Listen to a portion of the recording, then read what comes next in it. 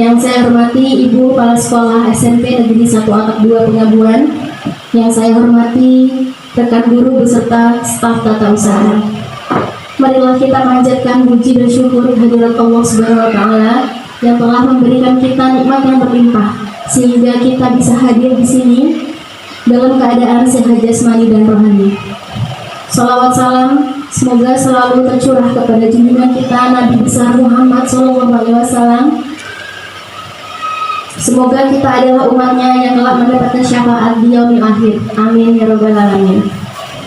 Terima kasih kepada Bapak dan Ibu semua yang telah hadir dalam ruangan ini untuk mengikuti diseminasi budaya positif oleh rekan kita Ibu Sasmitawati SPD sebagai calon guru penggerak angkatan 11. Baiklah, memasuki acara yang pertama, sambutan oleh Ibu Suryani SPD selaku Kepala Sekolah SMP Negeri 1 Atap 2 Pengabuan. Kepada Ibu kami persilakan.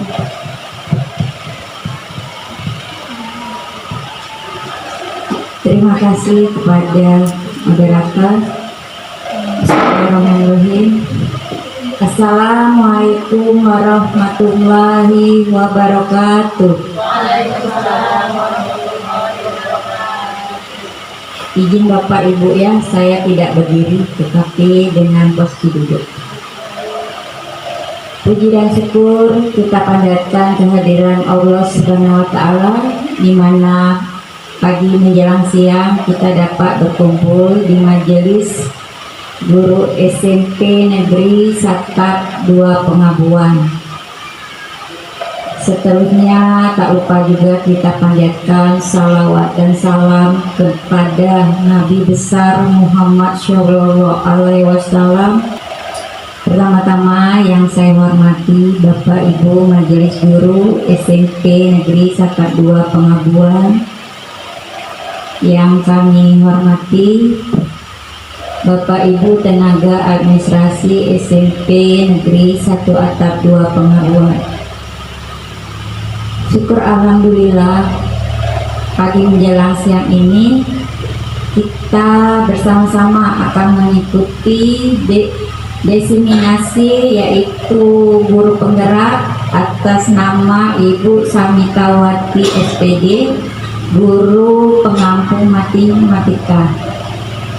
Di sini selaku kepala sekolah, pimpinan sekolah ini, saya mengharapkan kita sama-sama memberikan support dorongan kepada Ibu Samitawati agar bisa menyelesaikan semua kegiatan sebagai guru penggerak.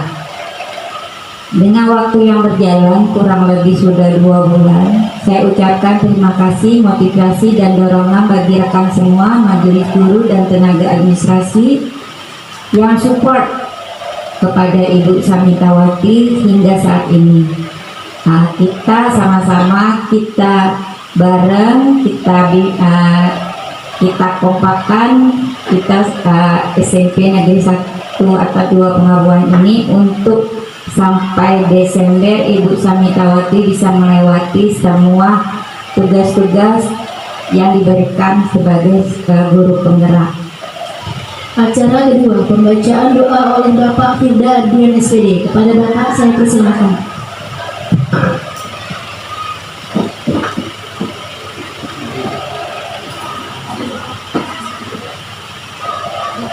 Bismillahirrahmanirrahim. Alhamdulillahirabbil alamin, hamdan syakiran hamdan lillahi hamdan yaqul majudah ya rabbana lakal hamdu kama yanbaghi li sultanik. Allahumma shalli ala sayyidina Muhammad wa ala sayyidina Muhammad.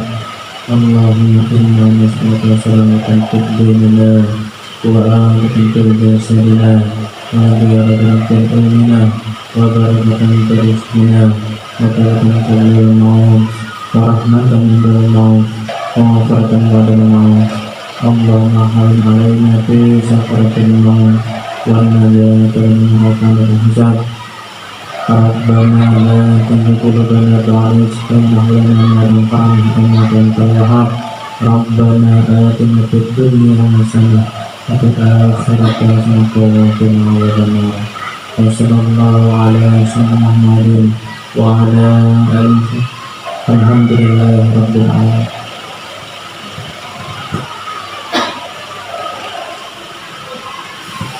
Memasuki acara ketiga, pemaparan oleh Ibu Sasmitawati mengenai diseminasi budaya positif. Kepada Ibu kami persilakan.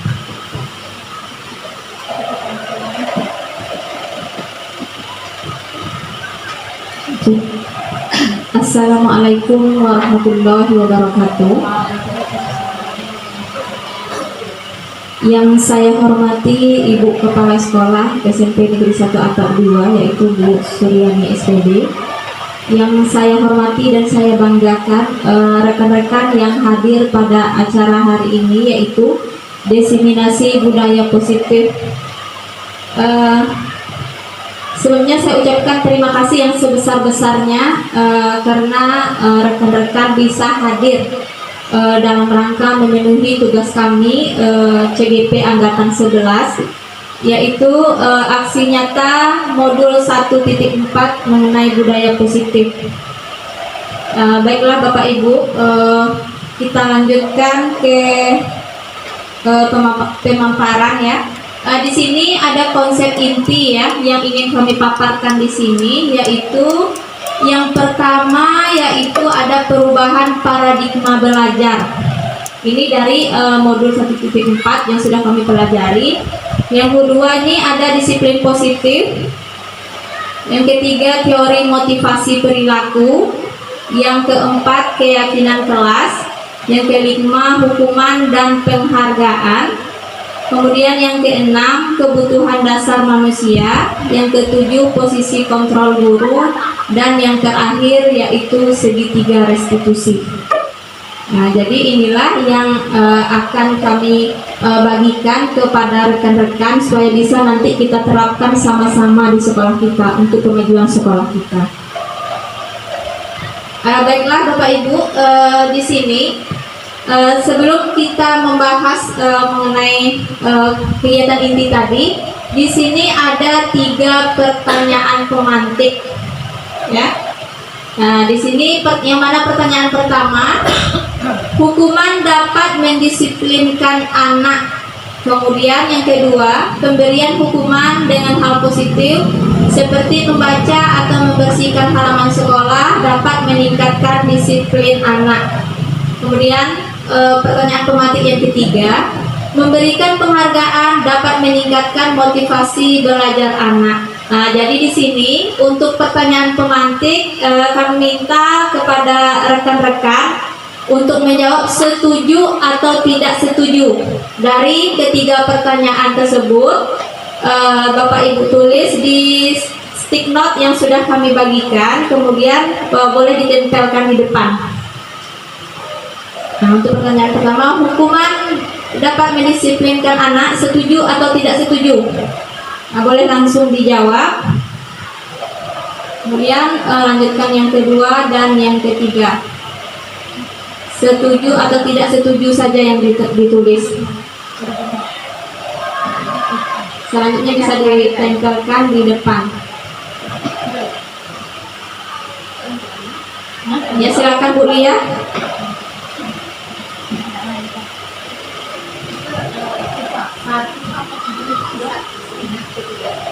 Ya, ketiga-tiganya ya, satu kertas, boleh langsung dijawab 3.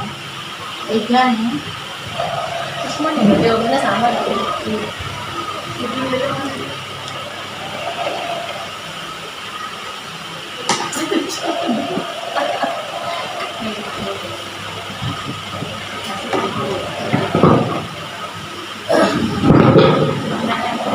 Ya, Bu Maria.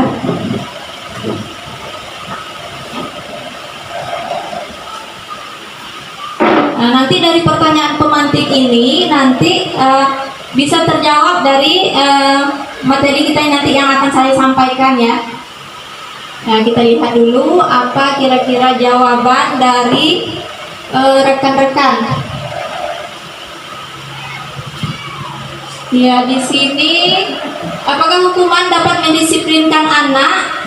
Jawabannya di sini semua setuju ya.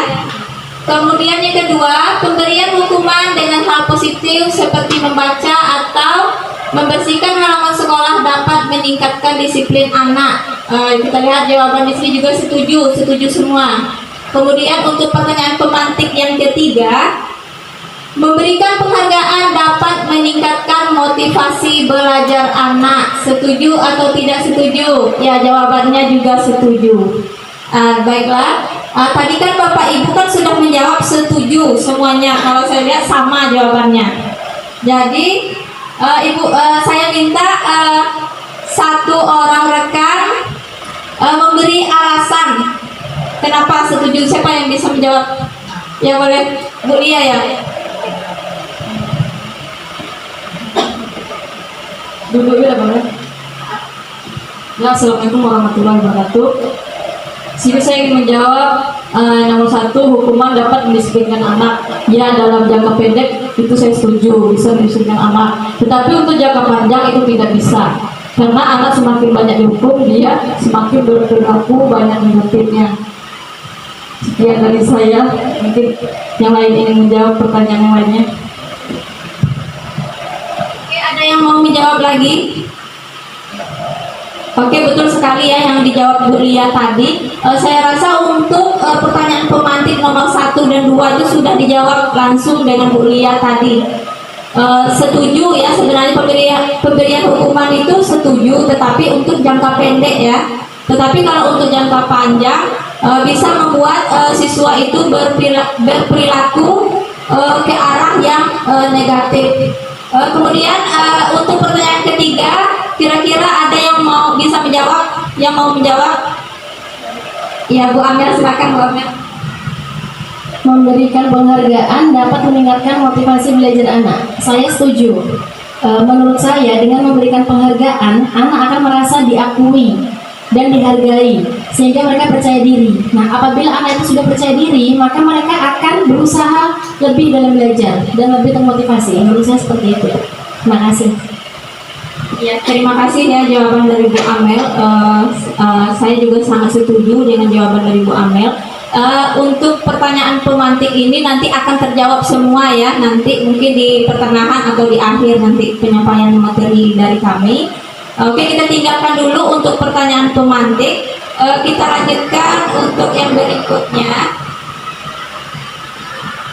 Dari elaborasi pemahaman yang kami dapatkan pada modul 1.4 budaya positif ini, yaitu budaya positif di sekolah, yaitu nilai-nilai dan kebiasaan di sekolah yang berpihak pada murid agar mereka dapat berkembang menjadi pribadi yang kritis, penuh hormat dan bertanggung jawab. Jadi inilah budaya positif di sekolah ya yang kami dapatkan dari elaborasi pemahaman pada modul 1.4 budaya positif. Jadi inilah nilai-nilai kebiasaan-kebiasaan di sekolah yang berpihak pada murid agar mereka dapat berkembang menjadi pribadi yang kritis, penuh hormat dan bertanggung jawab. Oke, kita lanjutkan. Kemudian dari eksplorasi konsep disiplin positif dan nilai-nilai kebijakan universal, itulah yang lebih fokus dibahas pada modul budaya positif ini. Jadi disiplin positif dan nilai-nilai kebijakan universal. Oke, kita lanjutkan. Nah, di sini yang pertama tadi pada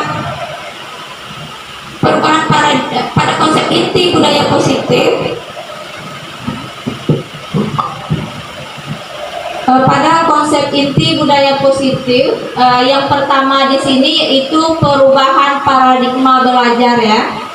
Jadi dapat kita lihat di sini perubahan paradigma di sini. Ini yang kami tangkap atau yang kami dapatkan dari eksplorasi konsep di sini ada ilustrasi yaitu kepalan tangan ya Bapak Ibu. Nah, di mana kegiatan kepalan tangan ini ada A dan B. Kemudian bisa kita misalkan Anda dan teman Anda.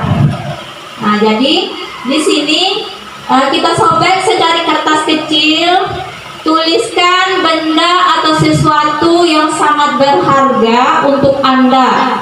Kemudian diletakkan di salah satu tangan Anda dan genggam benda tersebut dengan segala daya. Kemudian buatlah sebuah kepalan. Jadi di sini Anda dan teman Anda di sini berarti ada A dan B ya. Kemudian kita di sini kita cari secabik kertas, kita tulis sesuatu yang sangat berharga. Kemudian kita masukkan ke dalam kepalan tangan kita. Kita genggam ya, kita buat dalam bentuk kepalan. Kemudian teman kita si B ini akan mencoba dengan sekuat tenaga dengan berbagai cara untuk meminta kita memberikan benda tersebut. Bisa saja ya teman kita ini membujuk kita, mengancam, menghardik, merayu, menyuap, atau melakukan apa saja agar kita dapat membuka kepalan tangan kita. Nah, jadi apa yang terjadi? Kira-kira ada yang mau mencoba menjawab? Nah, mungkin saja yang kita tulis itu adalah prinsip kita. Jadi ada seseorang yang mau mengambil. Bagaimana? Kira-kira apa? Apa yang akan terjadi? Iya, betul sekali ya jawaban Bu Amel tadi. Tidak akan kita berikan ya. Itu pendapat Ibu Amel. Mungkin ada juga yang berpendapat saya akan memberikan secabik kertas tersebut dengan catatan tidak merugikan diri saya. Ya. Nah, jadi disinilah nampak perubahan paradigma ya Bapak Ibu. Di sini paradigmanya yaitu di sini orang lain tidak bisa mengontrol kita, ya, tidak bisa mengontrol diri kita. Yang bisa mengontrol diri kita hanyalah diri kita sendiri. Nah, begitu juga kebanyakan kita di sini ya. Saya sendiri sebagai guru di sini. Di sini ada ilusi ya. Di sini ada ilusi guru mengontrol murid. Yang pertama di sini guru mengontrol murid. Sebenarnya pada dasarnya kita tidak dapat memaksa murid untuk berbuat sesuatu. Jikalau murid tersebut memilih untuk tidak melakukannya, walaupun tampaknya kita sedang mengontrol perilaku murid tersebut, hal ini karena murid tersebut sedang mengizinkan dirinya dikontrol. Mungkin awal-awal mungkin bisa ya, mungkin kamu harus pakai baju yang rapi, kan? Iya Bu. Nah, mungkin itu sebatas itu mungkin bisa kita kontrol. Tapi untuk yang lainnya mungkin tidak bisa ya, tidak bisa sepenuhnya. Kemudian ada lagi ilusi yang kedua, ilusi bahwa semua perbuatan positif, efektif dan bermanfaat. Di sini perbuatan positif atau bujukan adalah bentuk-bentuk kontrol segala usaha untuk mempengaruhi murid agar mengulangi suatu perilaku tertentu adalah suatu usaha untuk mengontrol murid tersebut. Kemudian yang ketiga, ilusi bahwa kritik dan membuat orang merasa bersalah dapat menguatkan karakter. Nah, yang ketiga ini menggunakan kritik dan rasa bersalah untuk mengontrol murid menuju kepada identitas gagal ya. Jadi untuk sekarang ini karena kita kurikulum merdeka ya Bapak Ibu. Jadi di sini kita tidak boleh mengkritik sehingga bisa membuat siswa merasa bersalah ya. Itu tidak bisa lagi ya. Jadi kemudian kita lanjutkan yang keempat, ilusi bahwa orang dewasa memiliki hak untuk memaksa. Sekarang banyak orang dewasa yang percaya bahwa mereka memiliki tanggung jawab untuk membuat murid berbuat hal-hal tertentu. Adapun yang dilakukan dapat diterima selama ada sebuah kemajuan berdasarkan sebuah pengukuran kinerja. Jadi di sini Bapak Ibu, nah walaupun kita sebagai guru ya, tapi kita di sini tidak bisa sepenuhnya mengontrol peserta didik kita. Ya, sama saja tadi yang telah disampaikan Bu Amel tadi. Dari kepalan tangan tadi, seseorang meminta Bu Amel tadi untuk memberikan apa yang ada di tangan Bu Amel tadi. Buktinya kan Bu Amel tidak mau memberikan itu karena itu mungkin merupakan identitas atau sesuatu yang sangat berharga bagi Bu Amel, ya. Jadi untuk mengontrol diri kita itu hanya kita sendiri sebenarnya, ya. Baiklah Bapak Ibu, kita lanjutkan. Nah, inilah bentuk mengubah paradigma stimulus respon ke pendekatan teori kontrol. Nah, selama ini kan yang banyak yang sering dipakai kan selama ini kan yang stimulus respon. Sekarang kita akan berubah ke teori kontrol atau pilihan. Jadi antara dua itu, antara stimulus respon dengan teori kontrol atau pilihan, itu yang lebih indahnya teori kontrol atau pilihan ya Bapak Ibu. Dapat kita lihat yang pertama, mungkin dulu kita mencoba mengubah orang agar berpandangan sama dengan kita. Bisa nggak kita merubah seseorang agar berpandangan sama dengan kita? Tidak bisa ya. Jadi kalau untuk teori kontrol, kita berusaha untuk memahami pandangan orang lain tentang dunia. Jadi berusaha memahami apa yang menjadi pandangan orang lain. Kemudian yang kedua, perilaku buruk dilihat sebagai suatu kesalahan. Itu kalau pada stimulus respon. Kemudian kalau pada teori kontrol, semua perilaku itu ada tujuannya, ya. Jadi ada tujuan. Kemudian yang ketiga, orang lain bisa mengontrol. Itu ada pada stimulus respon. Sedangkan pada teori kontrol atau pilihan, hanya Anda yang bisa mengontrol diri Anda. Nah, jadi hanya diri kita lah yang bisa mengontrol diri kita. Kemudian selanjutnya, pemaksaan ada pada saat bujukan gagal. Nah, jadi terkesan memaksa ya Bapak Ibu. Kalau pada teori kontrol atau pilihan, di sini terjadilah kolaborasi ya dan konsensus menciptakan pilihan-pilihan baru. Kita berikan pilihan. Jadi kesannya kita tidak memaksa. Kemudian pada stimulus respon yang terakhir yaitu model berpikir menang atau kalah. Kalau kita dikontrol orang lain ya, mungkin bisa menang bisa kalah ya. Tetapi kalau kita yang mengontrol diri kita berarti berpikir menang-menang ya. Nah, itulah yang kita ubah, itu mengubah paradigma stimulus respon ke pendekatan teori kontrol. Oke, selanjutnya. Nah, ini merupakan miskonsepsi tentang teori kontrol Bapak Ibu. Ini dapat kita lihat. Yang pertama di sini tadi ilusi guru mengontrol murid. Jadi kita selama ini mungkin kita selalu mengontrol murid ya. Kemudian yang kedua, ilusi bahwa semua penguatan positif efektif dan bermanfaat. Kemudian yang ketiga, ilusi bahwa kritik dan membuat rasa bersalah mampu menguatkan karakter. Sebenarnya itu tidak bisa ya. Nah, kita tidak bisa menjatuhkan karakter anak. Misalnya, kamu selalu terlambat. Kenapa? Baju kamu selalu keluar, lihat si Anu. Nah, itu tidak bisa lagi ya Bapak Ibu. Kita harus bisa memberi pilihan. Nah, jadi yang keempat di sini ada ilusi bahwa orang dewasa berhak memaksa. Jadi di sini walaupun kita seorang guru dan siswa sebagai murid, di sini kita tidak bisa memaksa kehendak kita. Ya. Oke, selanjutnya. Bagaimana seorang bisa berubah dari paradigma stimulus respon ke pendekatan teori kontrol? Baik Bapak Ibu, di sini ada menurut ahli Stephen R.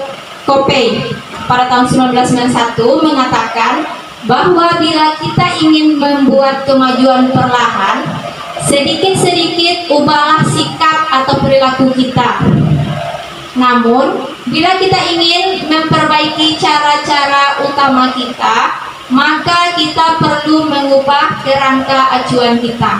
Nah, jadi perubahan itu memang harus dimulai dari diri kita sendiri ya. Nah, kemudian selanjutnya, pada stimulus respon seolah-olah orang lain dapat kita kontrol, dapat kita kendalikan, sehingga dapat merubah seseorang menjadi apa yang kita inginkan. Akan tetapi, pada teori kontrol sangat bertolak belakang Bapak Ibu. Sesuatu yang sedang kita kontrol sebetulnya tidak dapat kita kendalikan. Karena yang dapat mengontrol adalah dirinya sendiri, bukan orang lain. Nah, itu menurut pendapat ahli. Nah, jadi Bapak Ibu di sini pembelajaran dengan paradigma baru ini dirancang berdasarkan prinsip pembelajaran berdiferensiasi. Nah, jadi sehingga setiap siswa belajar sesuai dengan kebutuhan dan tahap perkembangannya. Nah, sehingga kita peroleh itu profil pelajar Pancasila ya, yaitu beriman dan bertakwa kepada Tuhan Yang Maha Esa, berakhlak mulia, kemudian berkebinekaan global, gotong royong, mandiri, kreatif, bernalar kritis. Nah, jadi dengan pembelajaran dengan paradigma baru ini, itulah yang akan kita wujudkan, yaitu profil pelajar Pancasila yang sesuai dengan kurikulum kita, yaitu kurikulum Merdeka. Kemudian kita lanjutkan untuk konsep inti budaya positif yang kedua ini, yaitu mengenai disiplin positif. Tadi yang sudah kami sampaikan yaitu perubahan paradigma belajar. Kemudian kita lanjutkan dengan disiplin positif. Baiklah, kami minta Bu Amel untuk membaca penjelasannya untuk budaya positif, disiplin positif. Baik, untuk membangun budaya positif, sekolah perlu menyediakan lingkungan yang positif, aman, dan nyaman agar murid-murid mampu berpikir, bertindak, dan mencipta dengan merdeka, mandiri, dan bertanggung jawab. Salah satu strategi yang perlu ditinjau ulang adalah bentuk disiplin yang dijalankan selama ini di sekolah-sekolah kita. Iya, ya Bapak Ibu ya. Jadi untuk membangun budaya positif di sekolah kita perlu menyediakan lingkungan yang positif, aman, nyaman, agar murid-murid mampu berpikir, kemudian bertindak, dan mencipta dengan merdeka, mandiri, dan bertanggung jawab. Kemudian salah satu strategi yang perlu ditinjau ulang adalah bentuk disiplin yang dijalankan selama ini di sekolah kita.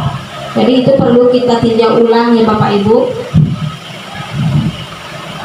Kemudian di sini untuk disiplin positif kami minta bantuan dari Pak Firda untuk membacanya.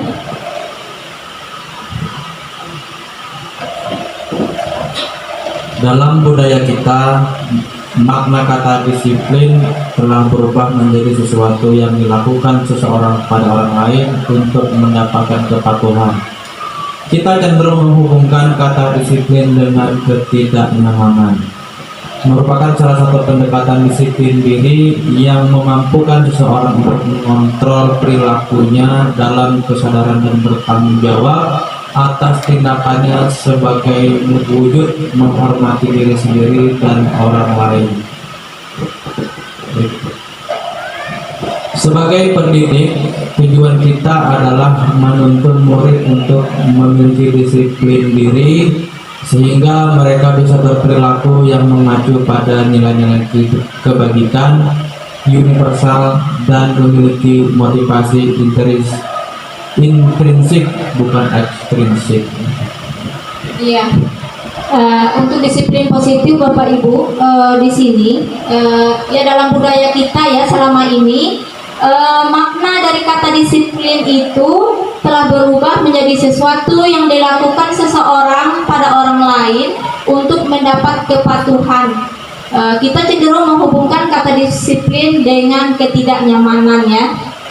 Kemudian untuk disiplin positif sekarang ini itu merupakan salah satu pendekatan disiplin diri yang memampukan seseorang untuk mengontrol perilakunya dalam kesadaran dan bertanggung jawab atas tindakannya sebagai wujud menghormati diri sendiri dan orang lain. Nah, jadi itulah makna dari disiplin positif. Jadi di sini sebagai pendidik tujuan kita adalah menuntun murid untuk memiliki disiplin diri sehingga mereka bisa berperilaku yang mengacu pada nilai-nilai kebajikan universal dan memiliki motivasi intrinsik bukan ekstrinsik. Nah, jadi di sini mereka bisa berperilaku mengacu pada nilai-nilai kebajikan universal, yaitu seperti profil pelajar Pancasila ya Bapak Ibu, itu termasuk ke dalam nilai-nilai kebajikan universal. Kemudian untuk motivasi, lebih ke motivasi dari dirinya, bukan dari luar, bukan dari orang lain. Oke, kita lanjutkan. Kemudian di sini untuk pendekatan disiplin positif, tidaklah tentang anak atau peserta didik secara langsung, tetapi tentang diri dan cara kita sendiri, baik sebagai orang tua, guru, atau orang dewasa yang memberikan dampak dan pengaruh positif kepada anak atau peserta didik. Nah, jadi disiplin positif di sini ya tidak langsung tentang peserta didik ya, tetapi tentang diri kita.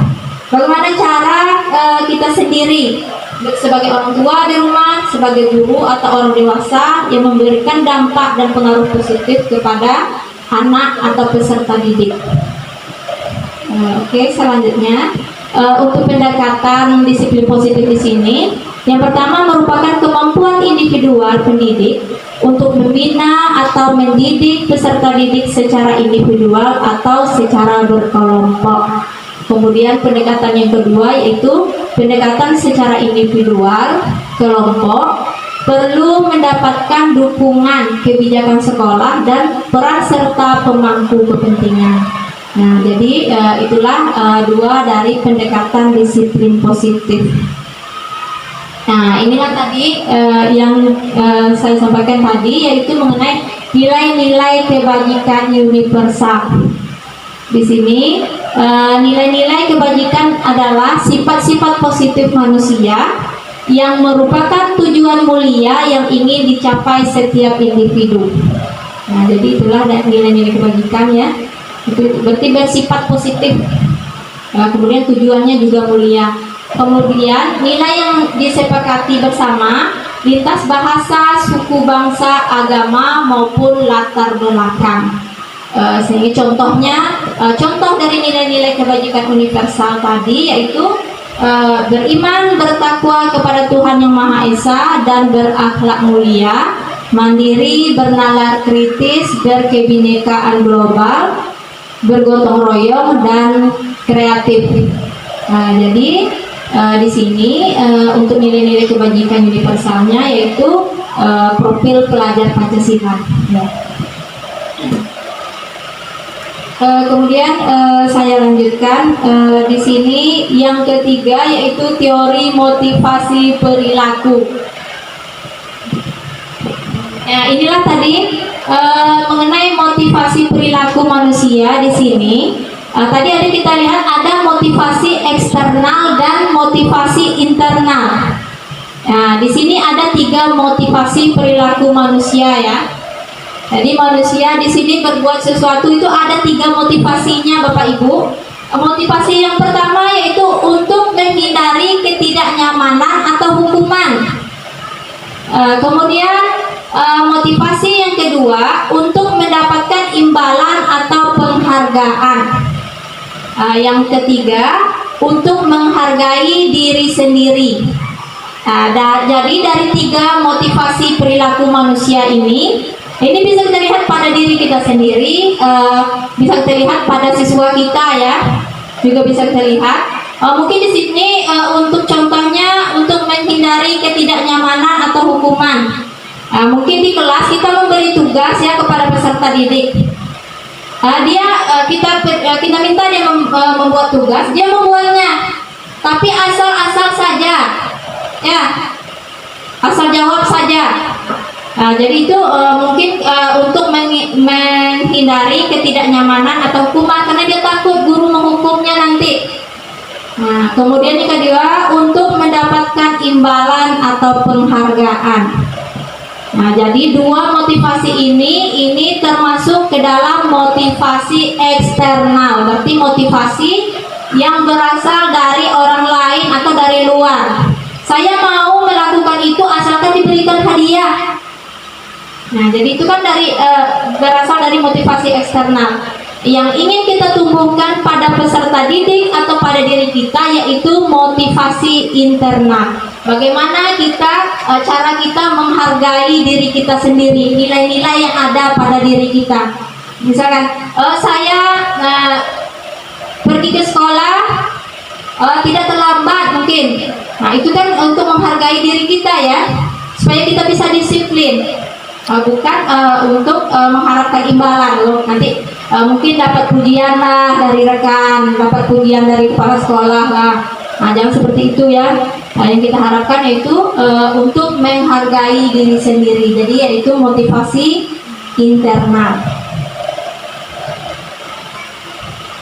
Nah jadi di sini menurut Ki Hajar Dewantara, Bapak Pendidikan, yaitu merdeka itu artinya tidak hanya terlepas dari perintah, akan tetapi juga cakap buat memerintah diri sendiri.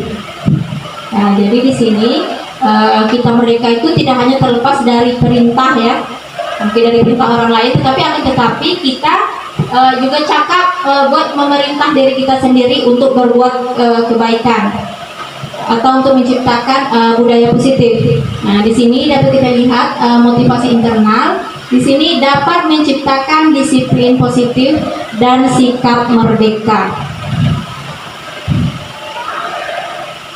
Oke, selanjutnya di sini ada keyakinan kelas.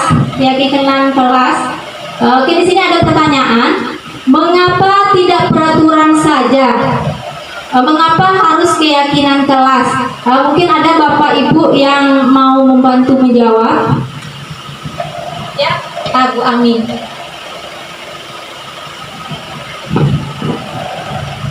Assalamualaikum warahmatullahi wabarakatuh. Saya akan mencoba menjawab pertanyaan yang pertama, mengapa tidak peraturan saja? Setahu saya, kalau peraturan itu yaitu seperangkat atau ketentuan yang dibuat oleh guru atau otoritas dari sekolah yang wajib diikuti oleh siswa. Kemudian tujuannya dari peraturan itu sendiri yaitu sebenarnya memastikan adanya disiplin dan keteraturan siswa di dalam kelas. Sedangkan kalau keyakinan kelas dibuat berdasarkan dari hasil proses diskusi dan negosiasi antara siswa dan guru.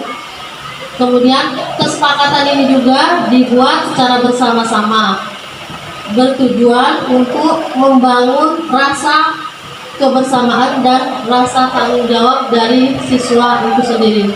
Mungkin itu jawaban dari saya, Bu Sarsita. Iya, terima kasih Bu Ami.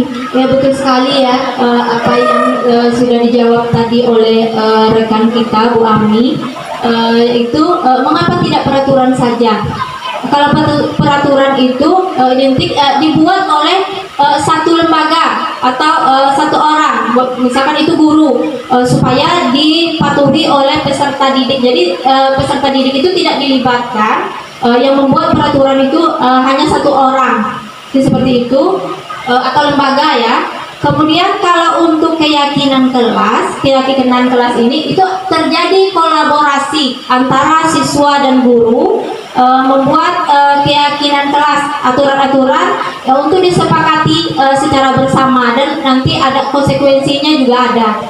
Begitu ya Bapak Ibu. Oke, terima kasih pada Bu Ami tadi. Kita lanjutkan.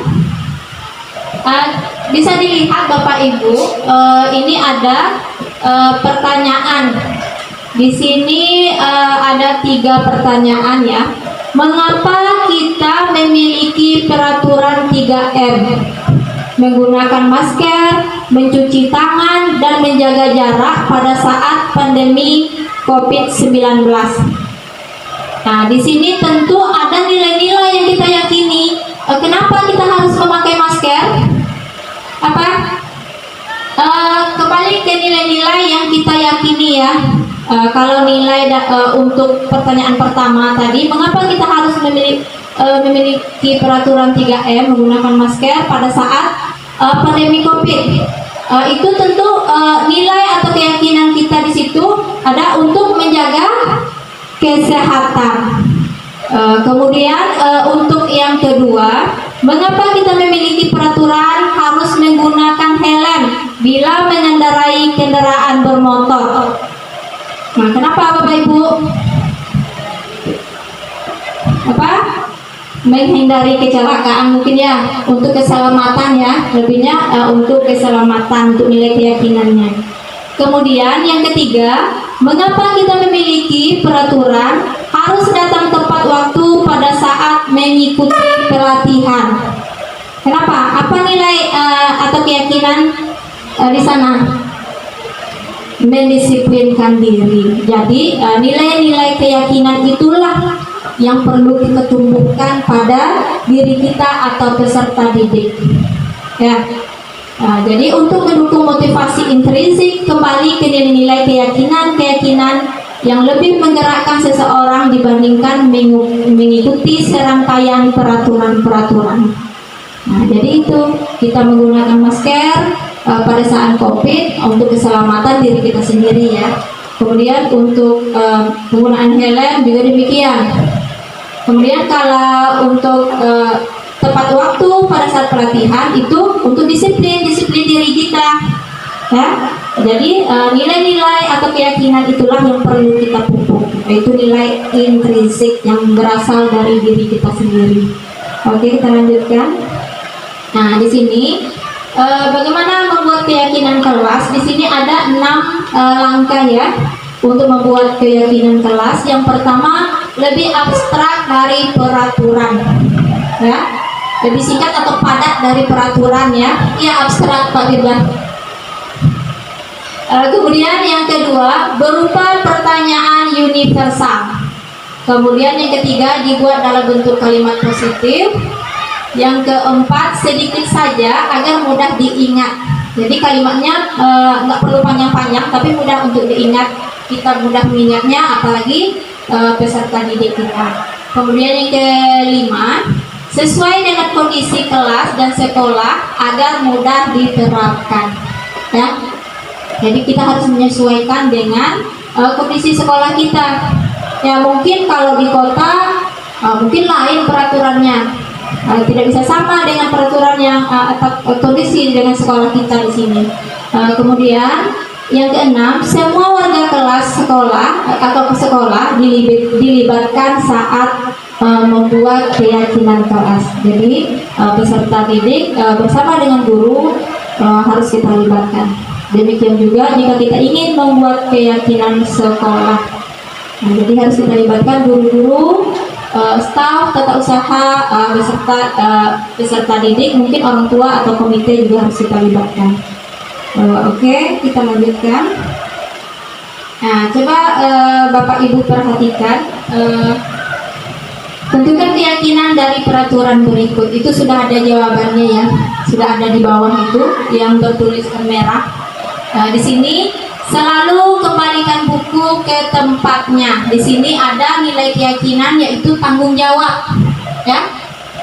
Kemudian dilarang mengganggu orang lain. Berarti nilai keyakinannya di sini menghormati orang lain. Yang ketiga, hadir di sekolah 15 menit sebelum pembelajaran dimulai. Nah, jadi ada 2 nilai di sini, menghormati orang lain, kemudian berkomitmen. Mungkin bisa juga kita tambahkan termasuk ke disiplin ya, disiplin diri. Kemudian dilarang melakukan kekerasan. Keyakinannya di sini mungkin untuk keselamatan orang lain, keselamatan diri kita. Kemudian nilai untuk menghormati orang lain.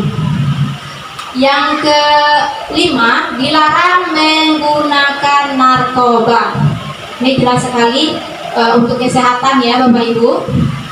Kemudian yang keenam, bergantian atau menunggu giliran.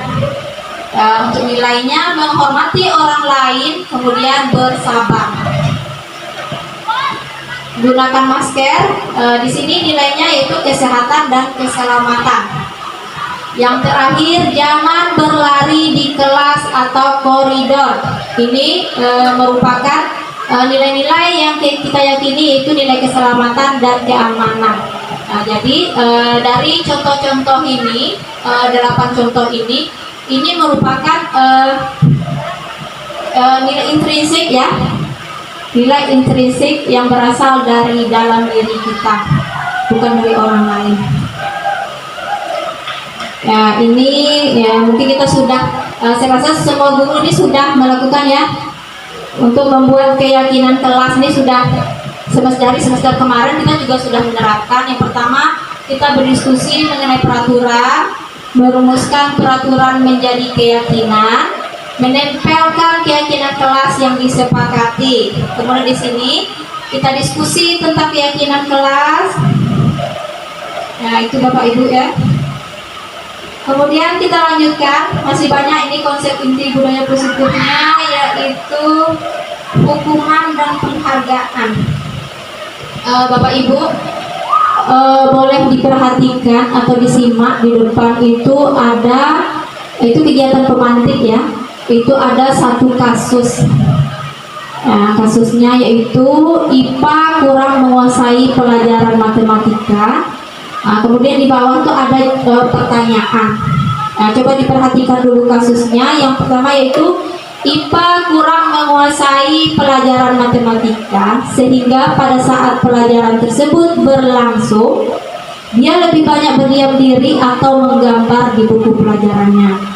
Pada saat guru matematikanya Pak Seno menanyakan pertanyaan, IPA menjadi gugup dan tak sengaja menjatuhkan tasnya dari kursi, serta tiba-tiba menjadi gagap pada saat berupaya menjawab. Seluruh kelas pun tertawa melihat perilaku IPA yang berbicara tergagap dan terkejut tersebut.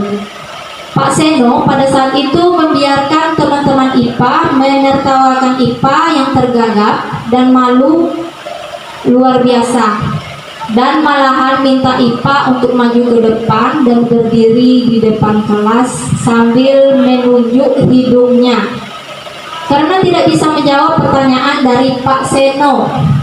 Kelas pun semakin gaduh dan anak-anak pun tertawa melihat IPA di depan kelas memegang ujung hidungnya. Nah, jadi di sini jawablah kedua pertanyaan ini. Dan berilah 52 tanggapan terhadap jawaban rekan Anda. Jadi di sini pertanyaannya, apakah Anda setuju dengan tindakan Pak Seno terhadap IPA? Kalau setuju, alasannya mengapa?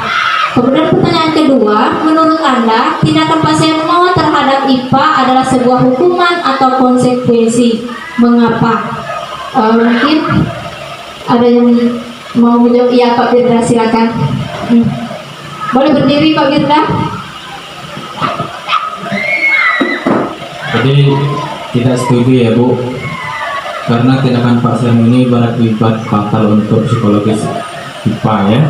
Jadi nanti IPA itu bisa merasa malu, yang berdampak pada kepercayaan diri IPA itu akan hilang untuk hari berikutnya. Itu jawaban dari saya. Terima kasih. Kemudian pertanyaan keduanya boleh dilanjutkan Pak. Itu termasuk hukuman atau konsekuensi? Nah, itu hukuman Bu, bukan konsekuensi. Iya. Iya. Jadi di sini kita tidak boleh sebenarnya ya langsung menjatuhkan nilai yang ada pada anak tersebut. Jadi di sini hukuman di sini sangatlah tidak bagus ya, karena di sini dapat menjatuhkan nilai-nilai yang dimiliki oleh IPA ya. Mungkin di sini IPA bisa merasa malu ya karena ditertawakan oleh teman-temannya. Kemudian mungkin untuk berikutnya mungkin si IPA ini merasa tidak percaya diri lagi ya. Berarti kita mematikan karakter siswa. Jadi tidak boleh. Hukuman bersifat satu arah dari pihak guru yang memberikan, dan murid hanya menerima suatu hukuman tanpa melalui suatu kesepakatan atau pengarahan dari pihak guru, baik sebelum atau sesudahnya. Hukuman yang diberikan bisa berupa hukuman fisik maupun psikis. Murid atau anak disakiti oleh suatu perbuatan atau kata-kata. Sementara disiplin dalam bentuk konsekuensi sudah terencana atau sudah disepakati, sudah dibahas dan disetujui oleh murid dan guru. Umumnya bentuk-bentuk dari konsekuensi dibuat oleh pihak guru atau sekolah dan murid sudah mengetahui sebelumnya konsekuensi yang akan diterima bila ada pelanggaran. Nah, jadi seperti itu ya Bapak Ibu. Nah, pada konsekuensi, murid tetap dibuat tidak nyaman untuk jangka waktu pendek, dan konsekuensi biasanya diberikan berdasarkan suatu data yang umumnya dapat diukur. Misalnya, setelah 3 kali tugasnya tidak diselesaikan pada batas waktu yang diberikan, atau murid melakukan kegiatan di luar kegiatan pembelajaran, misalnya mengobrol, maka murid tersebut akan kehilangan waktu bermain dan harus menyelesaikan tugas karena ketinggalannya. Peraturan dan konsekuensi yang mengikuti ini sudah diketahui sebelumnya oleh murid. Sikap guru di sini senantiasa memonitor murid tersebut. Jadi itu beda ya antara hukuman dan konsekuensi. Kalau konsekuensi itu guru yang membuat, kemudian siswa mengetahui. Sedangkan hukuman itu bisa terjadi kapan saja ya, tanpa tidak terencana atau tiba-tiba. Begitu ya Bapak Ibu ya. Kemudian kita lanjutkan di sini mengenai hukuman dan penghargaan. Penghargaan dan hukuman adalah dua aspek penting dalam proses pembelajaran. Penghargaan dapat meningkatkan motivasi dan memberikan rasa percaya diri pada siswa, sementara hukuman dapat membentuk perilaku siswa agar lebih baik dan mengurangi perilaku negatif. Tetapi seringkali hukuman dapat menciptakan rasa takut, perasaan tidak aman, dan bahkan pembalasan dalam diri individu yang menerima hukuman. Ya, tadi sudah terjawab dari sudah dijawab Ibu Lia tadi ya. Tadi untuk hukuman itu dia hanya berlaku jangka pendeknya saja Bapak Ibu.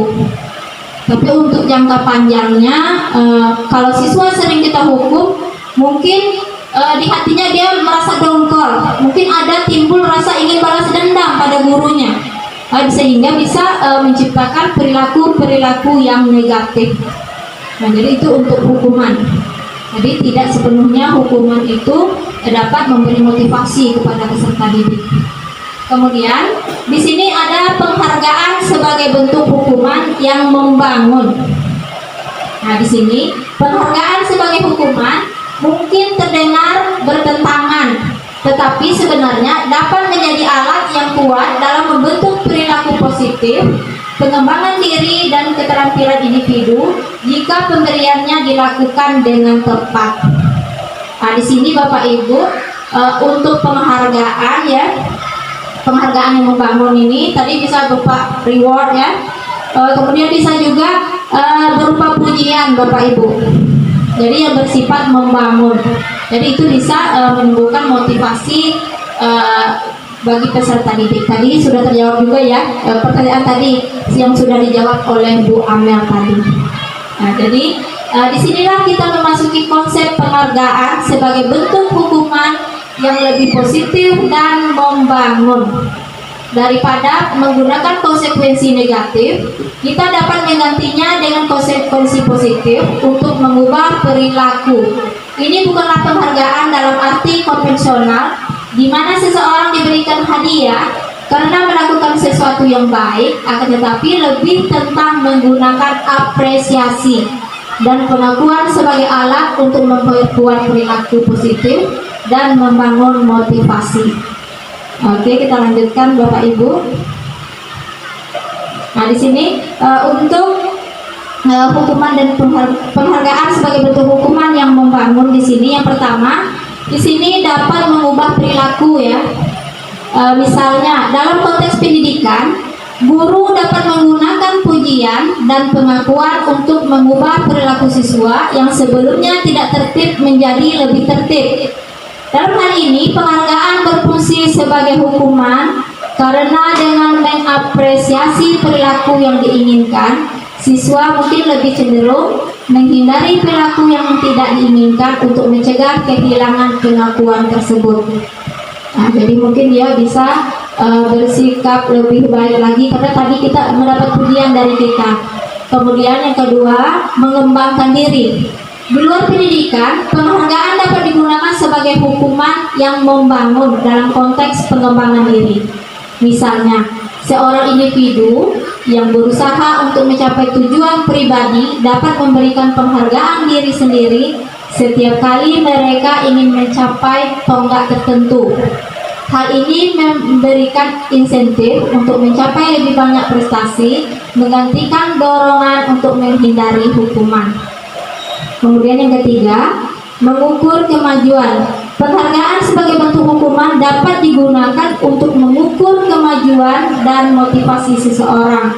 Misalnya dalam konteks olahraga, atlet mungkin mendapat pengakuan atau penghargaan jika mereka mencapai target latihan mereka.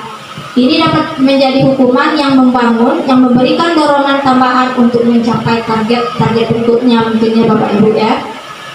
Kemudian selanjutnya, penghargaan sebagai bentuk hukuman adalah konsep yang memungkinkan kita untuk melihat hukuman dari sudut pandang yang lebih positif daripada mengandalkan konsekuensi negatif atau ketakutan. Penghargaan sebagai hukuman memungkinkan kita untuk menggunakan apresiasi, pengakuan dan motivasi sebagai alat untuk mengubah perilaku, mengembangkan diri dan mengukur kemajuan ini, menunjukkan bahwa dalam kasus tertentu hukuman tidak selalu harus bersifat negatif, melainkan dapat memainkan peran yang konstruktif dalam memotivasi dan membangun individu.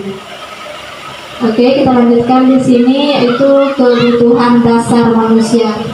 Nah, jadi di sini ada 5 ya kebutuhan kita sebagai manusia, yaitu pertama yaitu bertahan hidup, yang kedua kasih sayang, yang ketiga kebebasan, yang keempat kesenangan, yang kelima penguasaan. Jadi di sini seseorang atau manusia bertindak sesuatu itu karena 5 kebutuhan dasar ini. Ya, mungkin saja ada siswa yang merebut makanan temannya di kelas. Mungkin ada salah satu kebutuhan dasarnya yang tidak terpenuhi di sini, yaitu kebutuhan bertahan hidup. Mungkin ada juga kita bertemu ya Bapak Ibu, sering sekali ada siswa yang caper, ya, cari perhatian dengan guru. Berarti dia ingin memenuhi kebutuhan kasih sayangnya. Oke, kita lanjutkan. Selanjutnya di sini ada posisi kontrol ya. Posisi kontrol guru di sini terhadap murid. Yang pertama di sini sebagai penghukum, yang kedua pembuat merasa bersalah, yang ketiga teman, yang keempat pemantau, dan yang kelima manajer. Di sini mungkin sudah kita jalani ya Bapak Ibu sebagai penghukum, mungkin kita pernah menghukum siswa ya. Kemudian pembuat merasa bersalah. Kalau sudah menjadi penghukum berarti kita pernah membuat merasa bersalah. Kemudian posisi kontrol kita yang ketiga sebagai teman ya. Ya, berteman dengan siswa. Kemudian yang keempat pemantau juga ya. Tetapi tidak sepenuhnya ya Bapak Ibu. Di sini yang lebih dari kelima posisi kontrol itu yang lebih perlu kita pegang di sini yaitu sebagai manajer ya. Kalau kita sebagai penghukum di sini mungkin kita pernah berkata, patuhi aturan saya. Kemudian kamu selalu saja salah. Kemudian pasti selalu yang terakhir selesai mengerjakan tugas. Itu merupakan penghukum ya. Kontrol kita sebagai penghukum. Kemudian yang kedua, pembuat merasa bersalah. Nah, di sini mungkin kalimat kita di sini, ibu sangat kecewa sekali dengan kamu. Berapa kali bapak harus memberitahu kamu ya? Gimana coba kalau orang tua kamu tahu kamu berbuat begini? Nah, jadi di sini kita sudah berperan sebagai pembuat merasa bersalah. Kemudian kalau yang ketiga di sini sebagai teman. Ayolah bantu demi bapak, ya. Ayo ingat, tidak ayo ingat, tidak bantuan Bapak selama ini. Bapak seringlah membantu kamu. Nah, itu tindakan kita sebagai teman. Kemudian sebagai pemantau di sini, yaitu peraturannya apa yang telah kamu lakukan, kemudian sanksi atau konsekuensinya apa. Itu pertanyaan yang kita ajukan kalau kita sebagai pemantau. Nah, di sini yang terakhir yaitu sebagai menajar.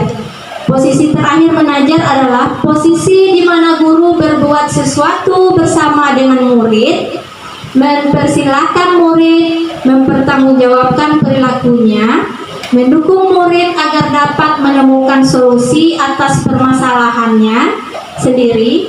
Seorang menajar telah memiliki keterampilan di posisi teman maupun pemantau, dan dengan demikian bisa jadi di waktu-waktu tertentu kembali kepada kedua posisi tersebut bila diperlukan. Jadi di sini kita dituntut untuk posisi kontrol sebagai manajer. Jadi semuanya sudah tercover Bapak Ibu. Kemudian yang terakhir di sini yaitu segitiga restitusi. Nah, di sini ada menstabilkan identitas ya. Kemudian validasi tindakan yang salah, kemudian menanyakan keyakinan. Nah, di sini untuk menstabilkan identitas di sini, setiap orang pasti pernah melakukan kesalahan. Jadi itu yang kita sampaikan kepada anak ya. Kemudian kamu bukan satu-satunya yang pernah melakukan ini. Mungkin ibu juga pernah melakukan hal ini. Nah, kemudian kamu tentu punya alasan. Kita menanyakan alasan mungkin kenapa siswa tersebut atau peserta didik kita melakukan kesalahan. Tentu ada alasan mengapa dia melakukan hal itu. Kemudian adakah cara yang lebih efektif untuk mendapatkan apa yang kamu butuhkan. Kemudian kita tanyakan keyakinan kelas yang sudah kita buat tadi. Keyakinan kelas apa yang telah kamu langgar dari tadi kesalahan yang dibuatnya. Nah, jadi kita tanyakan lagi, kamu ingin menjadi orang yang seperti apa? Nanti siswa itulah yang berpikir mau kemana, mau ke arah mana dia, ya. Ini pengertian dari segitiga restitusi, yaitu sebuah pendekatan untuk menciptakan disiplin positif. Kemudian restitusi adalah proses menciptakan kondisi bagi murid untuk memperbaiki kesalahan mereka sehingga mereka bisa kembali pada kelompok mereka dengan karakter yang lebih kuat. Itu menurut dosen ya. Kemudian restitusi juga merupakan proses kolaboratif yang mengajarkan murid untuk mencari solusi untuk masalah dan membantu murid berpikir tentang orang seperti apa yang mereka inginkan dan bagaimana mereka harus memperlakukan orang lain. Jadi di sini pada restitusi ini kita mengembalikan identitas murid tersebut ya Bapak Ibu. Jadi jika dia terkena masalah, jadi dia mencari sendiri solusinya. Bagaimana cara menghindari masalah tersebut tadi, menyelesaikan masalah tersebut maksudnya. Jadi di sini terjadilah kolaborasi antara guru dan siswa. Jadi inilah segitiga restitusi yang harus kita terapkan di sekolah Bapak Ibu. Nah, di bawah ini adalah ciri-ciri restitusi yang membedakannya dengan program disiplin lainnya. Restitusi bukan untuk menebus kesalahan, namun untuk belajar dari kesalahan.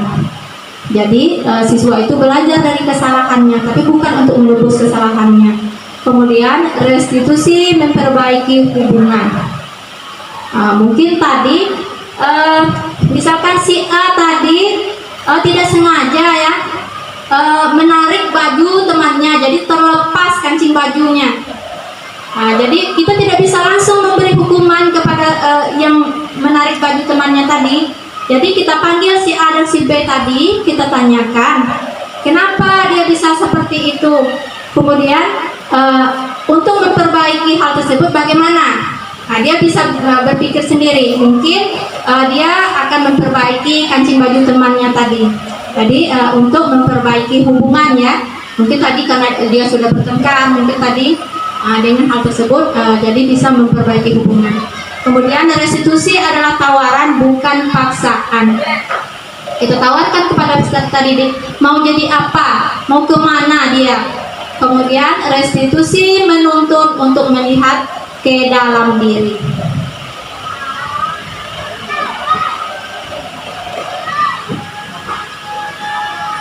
Itu saja yang kami bagikan kepada rekan guru.